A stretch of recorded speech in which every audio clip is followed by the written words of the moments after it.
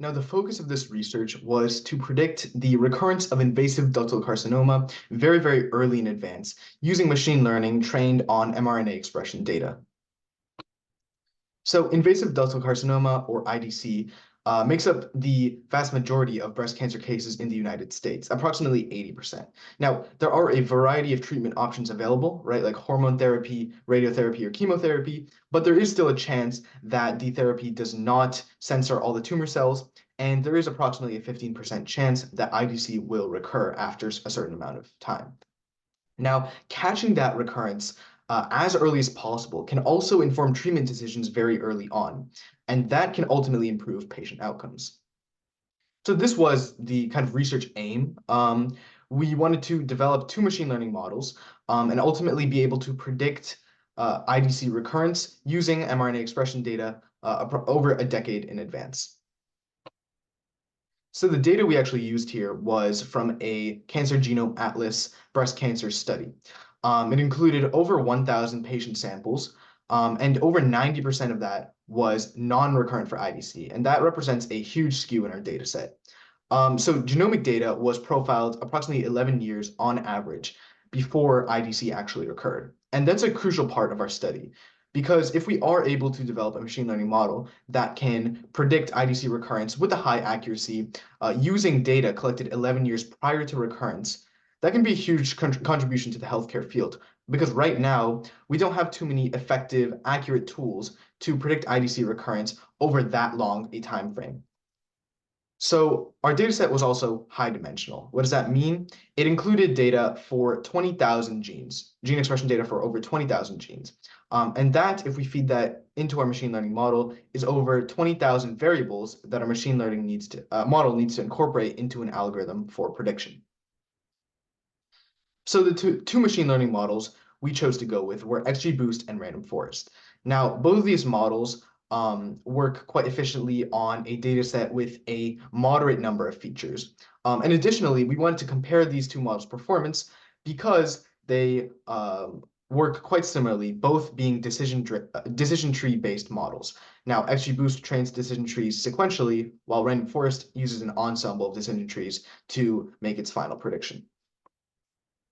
So we wanted to reduce the dimensionality or number of features of our dataset to approximately 50 features to make it more workable for our machine learning model. So one method of going about this is by simply taking 50 features that we want or 50 genes that we want for prediction and just removing the rest from the study, right? That is an option, but the problem with that is we lose a lot of information from the genes and the data that we just exclude from the study altogether. So rather, we used principal component analysis, or PCA. Now, what this does is it transforms our original data set into a completely new data set, where each feature is not just data on one gene, but is a linear combination of mRNA expression values from all 20,000 genes. Now, through this method, once we take the top 50 features, we're able to remove the others and still end up with approximately 90% of our original information. So we also aim to fine-tune the hyperparameters of each model. The max depth hyperparameter changes the complexity of a decision tree, and the number of estimators hyperparameter changes the number of decision trees. And altering these hyperparameters affects the way our machine learning models learn. And we want to find the best combination of hyperparameters that would allow our models to perform the best. So ultimately, our random forest model performed the best. With hyperparameters and estimators of 500 and max depth of 25, it was able to achieve an overall accuracy of 95%. And it also had a precision of 83% and a recall of 56%. And I'll get into the actual interpretations of those scores in just a moment. The XGBoost model performed quite similarly. Its best hyperparameters were n estimators 400 and max depth 20. But it did perform slightly worse in all of these metrics. So the recall score of 56% kind of suggests that our random forest model was able to identify 56% of recurrent cases using that data that was collected 11 years in advance prior to recurrence. And that precision score means that if our model did identify a sample as recurrent, there's an 83% chance that the sample is actually recurrent. So in the future here, we'd like to kind of create a multimodal approach to prediction, and that includes the incorporation of imaging data and patient tissue slide images that can also be found on the Cancer Genome Atlas site.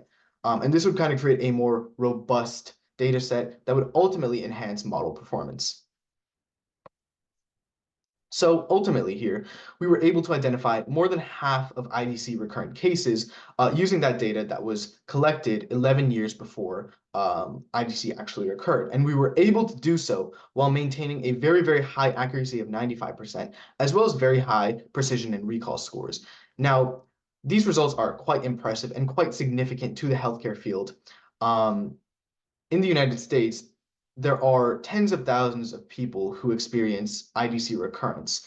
So if our model is able to identify 56% of those recurrent cases over a decade in advance, that is tens of thousands of patients and tens of thousands of lives that we can improve through that early detection, right? So we kind of demonstrate our model's use, our model's value in a real medical setting. And also just the general application of machine learning to detect disease recurrence or prognosis in healthcare.